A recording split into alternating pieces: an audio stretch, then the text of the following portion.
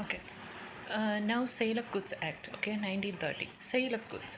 ഇപ്പോൾ sale of goods act 1930 എന്ന് പറയുന്നത് കോൺട്രാക്റ്റ് ആക്റ്റിൽ നമ്മൾ മിക്കപ്പോഴും കോൺട്രാക്ട്സിനെ കുറിച്ചുള്ള കാര്യങ്ങളെല്ലാം നമ്മൾ പറഞ്ഞു. സ്റ്റിൽ സെപ്പറേറ്റ് ആയിട്ട് ഗുഡ്സിൻ്റെ മൂവബിൾ ഗുഡ്സിനെ കുറിച്ചുള്ള കോൺട്രാക്ട്സ്, ഓക്കെ, അതിനുവേണ്ടിയാണ് സെയിൽ ഓഫ് ഗുഡ്സ് ആക്ട് 1930 നിലവിൽ കൊണ്ടുവന്നത്. അപ്പം it works par in par, okay, it goes together എന്ന് നമുക്ക് പറയാം. In 1930 branch of law was codified as a separate act, namely the sale of goods act. Okay, എന്നായിരുന്നു 1930 അങ്ങനെ കൊണ്ടുവന്നത്. ഇന്ത്യൻ കോൺട്രാക്ട് ആക്ട് എന്നായിരുന്നു 1872. അപ്പോൾ 1872 ശേഷം കുറേ നാൾ അതേ രീതിയിൽ തന്നെയായിരുന്നു മൂവബിൾ ഗുഡ്സിന് വേണ്ടി നമ്മളതാണ് യൂസ് ചെയ്തുകൊണ്ടിരുന്നത്. പക്ഷേ പിന്നെ സെയിൽ ഓഫ് ഗുഡ്സ് ആക്ടിനായിട്ട് മാത്രമായിട്ട് ഒരു സെപ്പറേറ്റ് ഇത് കൊണ്ടുവന്നു. Through this, though this is enacted as a separate legislation, all the general principles of the contract we have learned in preceding chapters are applicable to this act. മനസ്സിലായല്ലോ? നമ്മൾ നേരത്തെ പഠിച്ചിട്ടുള്ള essentials of A contract ഇല്ലേ? എന്തൊക്കെയാണ് essentials of contract? എല്ലാവരും ഓർക്കുന്നുണ്ടോ? Competency to the contract, അല്ലേ? The parties must be competent enough, അവിടെ ഒരു ഓഫറും അക്സെപ്റ്റൻസ് കാണണം. ഇങ്ങനത്തെ കുറേ ആ എസെൻഷ്യൽസ് എല്ലാം ഇവിടെയും ആപ്ലിക്കബിൾ ആയിരിക്കണം. Okay, now contract of sale. Contract of sale എന്താണ്? ഒരു സെല്ലർ ട്രാൻസ്ഫർ ചെയ്യുന്നു or agrees to transfer a property of goods to the buyer for a price. ഞാൻ സ്പീഡിൽ പറയുവാണ്, ബിക്കോസ് നമുക്ക് എളുപ്പം തീർക്കണമല്ലോ. നിങ്ങൾക്ക് എളുപ്പം കാര്യങ്ങൾ മനസ്സിലാക്കാനുള്ള വളരെ ഈസി സെക്ഷൻസാണിത്. Now the clause analysis reveals that contract of sale may be സെയിലാകാം, അല്ലെ എഗ്രിമെൻറ്റ് ടു സെല്ലാകാം. ഓക്കെ, എങ്ങനെയാണ് കോൺട്രാക്റ്റ് ഓഫ് സെയിൽ വരുന്നത്? ഒന്നെങ്കിൽ സെയിൽ നടത്താം, അല്ലെങ്കിൽ എഗ്രിമെൻറ്റ് ടു സെല്ലാകാം. അപ്പോൾ സെയിൽ എന്താണ്? ഇമ്മീഡിയറ്റ്ലി എൻ്റെ സാധനം, ഞാൻ എൻ്റെ ബൈക്ക് എടുത്ത്, എൻ്റെ കാർ എടുത്ത് നിങ്ങളിൽ ഒരാൾക്ക് അങ്ങ് തരുന്നു ഫോർ ആൻ എമൗണ്ട്. ഓക്കെ, ഞാൻ ഇമ്മീഡിയറ്റ്ലി നിങ്ങളുടെ കയ്യിൽ ഞാൻ എൻ്റെ കാർ എടുത്ത് തരുന്നു എന്ന് വിചാരിച്ചു. ഓക്കെ, അപ്പോൾ എന്താണ് വരുന്നത്? എൻ്റെ ഓണർഷിപ്പ് ഞാൻ നിങ്ങൾക്ക് തന്നിരിക്കുന്നു. നിങ്ങൾക്ക് കാർ കിട്ടി, എനിക്ക് രൂപയും കിട്ടി, കാര്യം കഴിഞ്ഞു. That is called sale, and the sale is proper.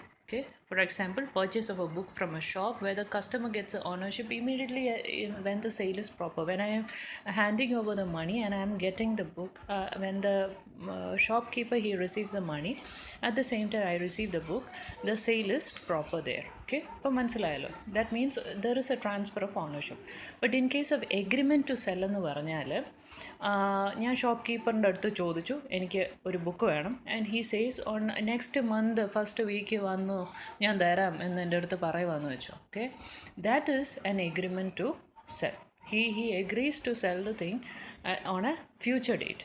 അപ്പോൾ എപ്പോഴാണ് നമുക്ക് ഓണർഷിപ്പ് അപ്പോൾ പാസ്സായി കിട്ടുന്നത്? വെൻ ദ ടൈം ലാപ്സസ്, അല്ലെ ആ പറഞ്ഞ ഡേറ്റിന് എപ്പോൾ എനിക്ക് മൂവബിൾ ഗുഡ്സ് കൈ കിട്ടുന്നു, ആ ബുക്ക് കൈ കിട്ടുന്നു, അപ്പോഴേ ആ സെയിൽ പ്രോപ്പർ ആവുന്നുള്ളൂ.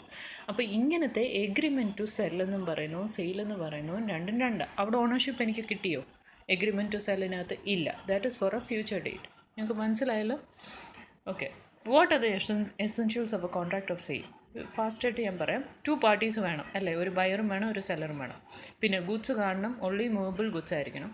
പ്രൈസ് എന്ന് പറയുന്നത് it must be for a consideration. ചുമ്മാ ഞാൻ ഒരാൾക്ക് ഗിഫ്റ്റ് ചെയ്യുമ്പം it won't be attracted as a sale of goods. Sale of Goods Act will never be attracted. Once it is for a consideration, I am giving them for my goods for a money value, then that is what a consideration passes from one person to another. So I am getting a thing, I am getting a movable good, at the same time he is getting some money. മനസ്സിലായോ? അപ്പോൾ consideration ഉണ്ട് അവിടെ. This consideration ഇല്ലാതെ goods exchange ചെയ്യുന്നത് it is not a contract of sale. Then transfer of general property, like when it is being transferred, when a contract of sale is complete, the ownership will also be transferred. The seller will never get the ownership again. The buyer will be the new owner of the good. He will be having a just in rem, and then just in remo, just in personamo. Okay, ഇവിടെ വരും, അത് ഇതിനകത്ത് പറയുന്നുണ്ട്, വരും. Okay, now contract എന്ന് പറയുന്നത് there should be a valid contract between 2 persons. ഇപ്പോൾ മനസ്സിലായല്ലോ? വാലിഡ് കോൺട്രാക്റ്റ് എങ്ങനെയാണ് വരുന്നത്? നമ്മൾ നേരത്തെ പഠിച്ച ഓർക്കുന്നുണ്ടോ? ഫ്രീ കൺസെൻറ്റ് കാണണം, കോമ്പീറ്റൻറ്റ് പാർട്ടീസ് കാണണം, ഓക്കെ, എൻഫോഴ്സിബിലിറ്റി ഓഫ് ലോ അവിടെ വരാനുള്ള സാധ്യതകൾ കാണണം. ഇതെല്ലാം കൂടെ അടങ്ങുമ്പോൾ എന്താവും? അത് എസെൻഷ്യൽസ് ഓഫ് വാലിഡ് കോൺട്രാക്റ്റ് എല്ലാം അവിടെ വന്നു കഴിഞ്ഞു. Now, what is the difference between sale and agreement to sell? One, nature of the contract. Okay, nature of the contract എങ്ങനെയാണ്? റിഗാർഡിങ് എഗ്രിമെൻറ്റ് ടു സെൽ എന്ന് വെച്ചാൽ it is executory contract. What is executory contract? The contract which is not executed yet. It is gonna to be executed only on a future date. Okay, sale means it is an executed contract. It's already executed. When I'm handing over the goods to him and I am buying the money, it's done. That is executed. മനസ്സിലായല്ലോ? Executory എന്ന് വെച്ചാൽ നടക്കാൻ പോകുന്നേ ഉള്ളൂ. Now transfer of property. In case of an agreement to sell, the transfer of property in the goods is to take place at a future date, അല്ലേ? Or a subject to certain conditions that must be fulfilled. അത് fulfil ആക്കിയിട്ട്, ഇപ്പം ഞാൻ പറയാം എൻ്റെ നീല വണ്ടി ഞാൻ ചുമന്നതാക്കിയിട്ട് ഞാൻ അടുത്ത ആഴ്ച നിനക്ക് തരാം എന്ന് പറയുമ്പോൾ there is a condition. What? I will be making my changing my car color into red, അല്ലേ? So subject to certain conditions, it will be fulfilled only in a future date. In the other case എങ്ങനെയാണ്? The goods passes from the seller to the buyer immediately. Now risk of loss എങ്ങനെയാണ് വരുന്നത്? എന്തെങ്കിലും കാരണവശാൽ ഇത് നാശമായി പോയത്, loss falls on the seller in case of agreement to sell ആണെങ്കിൽ, in the case of a sale it falls on the buyer obviously, because he is the owner, he has got the ownership, right, possession from the seller, അല്ലേ? ഇനി അവൻ രൂപ പേ ചെയ്ത് കഴിഞ്ഞാൽ തന്നെയും എന്തെങ്കിലും damages goods കിട്ടുന്നതിന് മുന്നേ പറ്റിയാലും it falls on the buyer റൂട്ടി. Now consequences of breach of a seller. എന്താണ് ഡാമേജസ് നമുക്ക് ചോദിക്കാം. In case of the other one സെയിലാണെങ്കിലോ, when the sale is proper, buyer can compel the seller for delivery of the goods അല്ലെങ്കിൽ damages. Now consequences for breach by the buyer ആണെങ്കിലോ, if the buyer fails to accept the goods, ഞാൻ എടുക്കുന്നില്ല, എനിക്ക് വണ്ടി വേണ്ട എന്ന് ഞാൻ ഇങ്ങനെ പറയുവാണെങ്കിൽ, the buyer can sue the seller for damages. Like, if the seller commits a breach, the remedy, the seller is to sue for damages only. The other case is like a sale, if the buyer does not pay the price, the seller may sue him for the price. A price that and the one day and the terata and then you chodika. Now insolvency of the buyer. In buyer insolvent before payment of the price, the seller can retain the good with himself. Now in case of a sale, if the buyer becomes insolvent, seller is bound to deliver the goods to the official assignee and receiver nu kondu kodukka. Okay, now insolvency of the seller enganana? If the buyer has already paid the price, seller becomes insolvent aanengil buyer can claim only the rateable dividend and not the goods. ഗുഡ്സിനെ ഇനി claim ചെയ്യാൻ പറ്റത്തില്ല. നമ്മൾ എത്ര പേ ചെയ്തോ അതിൻ്റെ ഒരു rateable dividend മാത്രമേ പേ ചെയ്തിട്ടുണ്ടെങ്കിൽ, യൂഷ്വലി ടോക്കൺ അഡ്വാൻസ് കൊടുത്തിട്ടല്ലേ നമ്മൾ എഗ്രിമെൻറ്റ് ടു സെൽ വരുന്നത്. ആ ടോക്കൺ അഡ്വാൻസിനുള്ളത് മാത്രം ചോദിക്കാനേ പറ്റത്തുള്ളൂ. I cannot ask for the good. വണ്ടി ഇങ്ങനെ തന്നേക്കാൻ ചോദിക്കാൻ പറ്റത്തില്ല, because the seller turned insolvent. In a sale, if the seller becomes insolvent എന്ത് പറ്റും? The buyer is entitled to recover the goods from the official receiver. Official receiver ചോദിക്കും, ഞാൻ അവൻ്റെ ഇതിനുള്ള എല്ലാം റെഡിയാക്കി രൂപ കൊടുത്താൽ എനിക്ക് വണ്ടി ചെയ്യാമെന്നൊക്കെ പറയാം. Now, general or particular property. An agreement to sell creates a just in person. ഞാൻ മുമ്പേ പറഞ്ഞല്ലേ, just in person ആണ്. The claim rights എങ്ങനെയാണ്? Mutually between the seller and buyer ആണ്. മറ്റേ എന്താണ്? just in rem ആണ്. അതായത് പീപ്പിൾ അറ്റ് റൈറ്റ് എന്താണ്? at the world, to the world at large. Okay, എൻ്റെ റൈറ്റ് ഓണർഷിപ്പാണ്. അപ്പം എല്ലാവരുടെ അടുത്തും അങ്ങനെയാണ്. ജസ്റ്റ് ഇൻ റെം ആണ് എൻ്റെ right. Okay, in case of a sale. മറ്റേടത്ത് ഓണർഷിപ്പ് ട്രാൻസ്ഫർ ആവുന്നുണ്ടോ? ഇല്ല. അതുകൊണ്ടാണ് റൈറ്റ് ഇൻ പേഴ്സണും വരുന്നത്. Okay, now right to resell എങ്ങനെയാണുള്ളത്? In case of agreement to sell എന്തായിരിക്കും? Buyer who takes the goods for consideration and in good faith without notice of prior agreement would get the good title. In case of a sale, seller cannot resell the goods. Okay, because the ownership of the goods is with the buyer. അപ്പോൾ സെല്ലറിന് പിന്നെ resale ചെയ്യാൻ പറ്റുമോ? Ownership കയ്യിൽ നിന്ന് മാറി പോയില്ലേ. Now സെയിലും ബെയിൽമെൻറ്റും തമ്മിലുള്ള വ്യത്യാസം ഞാൻ നേരത്തെ നിങ്ങളടുത്ത് പറഞ്ഞിട്ടില്ലേ. ബെയിൽമെൻ്റ് എന്ന് വെച്ചാൽ എൻ്റെ കയ്യിൽ ഒരു ഗുഡ്സ് തന്നു ഫോർ എ സ്പെസിഫിക് പർപ്പസ്, എന്തെങ്കിലും ഒരു ഡിറക്ഷൻസ് തന്നിട്ടായിരിക്കും എൻ്റെ അടുത്ത് 10 ചാക്ക് അരി കൊണ്ട് തന്നത്. Okay, that is bailment and I am in possession of the goods. അത് സത്യം. പക്ഷേ do I have an ownership in case of a bailment? No, അല്ലേ? പക്ഷേ സെയിലിൽ അങ്ങനെയാണോ? എനിക്ക് 10 ചാക്ക് അരി കിട്ടുന്നത് കൂടെ ആ 10 ചാക്ക് അരിയുടെ ഓണറായിട്ട് ഞാൻ മാറുക, because I have paid for those sacks of rice. No, അതാണ്. അങ്ങനെ നിങ്ങൾ ഇതിനകത്ത് ചിന്തിച്ചാൽ മതിയേ. ഇൻ സെയിൽ ഓണർഷിപ്പ് എങ്ങനെയാണ്? സെയിലിൽ ഓണർഷിപ്പ് ഉണ്ട്. മറ്റിടത്ത് എന്താ പൊസഷനേ ഉള്ളൂ, ഓണർഷിപ്പ് ഇല്ല, സൂക്ഷിക്കാൻ തന്നതാണ്. Okay, in a sale buyer has no obligation to return the goods. Return ചെയ്യേണ്ട ആവശ്യമില്ല ഇൻ സെയിൽ. ഓക്കെ, ബയർ ഞാൻ കാശ് കൊടുത്ത് മേടിച്ചാൽ എൻ്റെ 10 ചാക്ക് അരിയാണ്, ഞാൻ തിരിച്ചു കൊടുക്കണോ? വേണ്ടല്ലോ. ഓക്കെ, ഇൻ ബെയിൽമെൻറ്റ് എങ്ങനെയാണ്? Good should be returned. Okay, it is for a specific condition. നീ ഒരു 10 ദിവസത്തേക്ക് സൂക്ഷിക്കുക എന്ന് പറഞ്ഞ് തന്നതായിരിക്കാം. അത് ഡിപ്പെൻസ് അപ്പോൺ ദ കേസ്. ഇപ്പോൾ ചിലപ്പം വേറൊരാൾക്കായിട്ട് കൊടുക്കാൻ വേണ്ടി ഞാനൊരു വെയർ ഹൗസ് നടത്തുന്ന വ്യക്തിയാണെങ്കിൽ ആ വേറൊരാൾ വരുമ്പോൾ ഞാനത് കൊടുക്കുക. അപ്പോൾ what the conditions I have entered in to, അതാണ് ബെയിൽമെൻറ്റ്. ഓക്കെ, ഞാൻ റിട്ടേൺ ചെയ്തിരിക്കണം. ഇൻ സെയിൽ എങ്ങനെ? They should always be a consideration in the form of price of goods അല്ലേ? ഞാൻ സാധനം എടുക്കുമ്പോൾ ഞാൻ തിരിച്ച് രൂപ കൊടുക്കണം. പക്ഷേ ബെയിൽമെൻറ്റിൽ എങ്ങനെയാണ്? എൻ്റെ അടുത്ത് സൂക്ഷിക്കാൻ തന്നത്, അതൊരു കൺസിഡറേഷൻ ആകണമെന്നില്ല. സൂക്ഷിക്കേണ്ട ഒരു ചാർജസോ അതിൻ്റെ മേലെ എക്സ്ട്രാ ഓർഡിനറി, അത് നമ്മൾ നേരത്തെ എല്ലാം പഠിച്ചിട്ടുണ്ട്.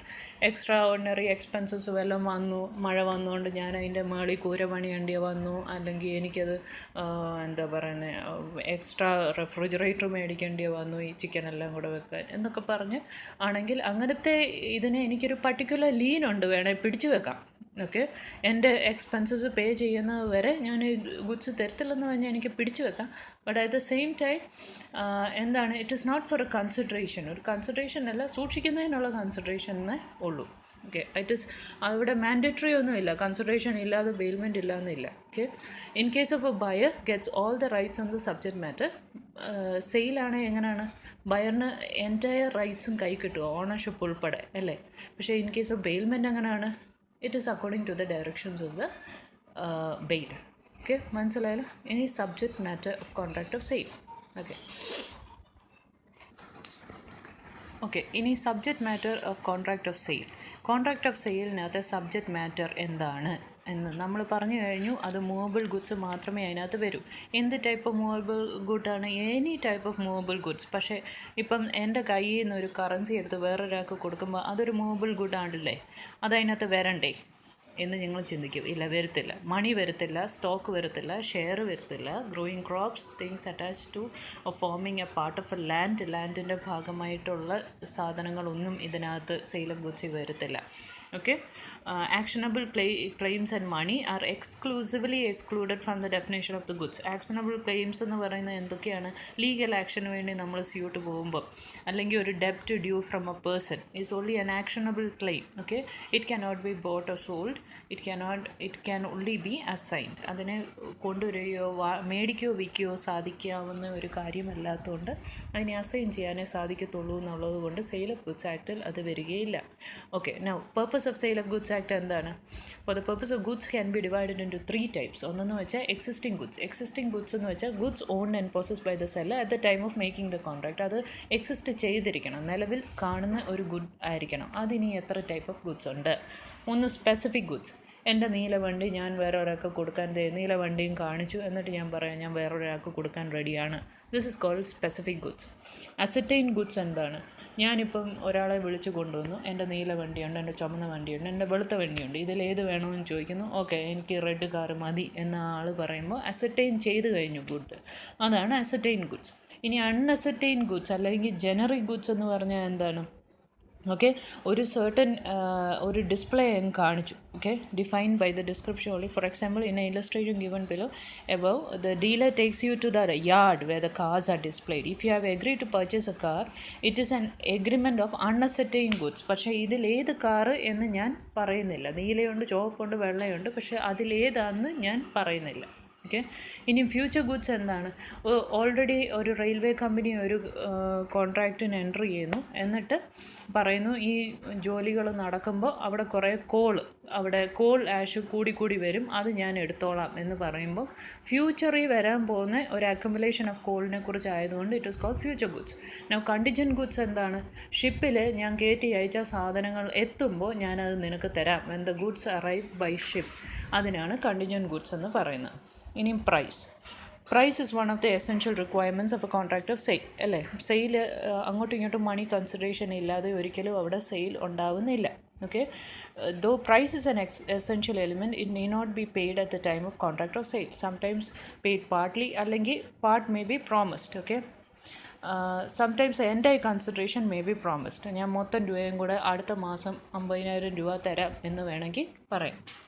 ഇപ്പോൾ ഏതൊക്കെ മൂഡ്സിലാണ് ആ ഫിക്സിങ് ദ പ്രൈസ്? ഒന്നെങ്കിൽ ആ പാർട്ടീസ് തമ്മിൽ അങ്ങ് at the time of the contract അവർ ഫിക്സ് ചെയ്യുന്നു. Okay. 2, contract may provide a manner. ഏത് രീതിയിൽ അത് കൊടുക്കണം എന്ന് കോൺട്രാക്റ്റിൽ തന്നെ പറയും. ഓക്കെ.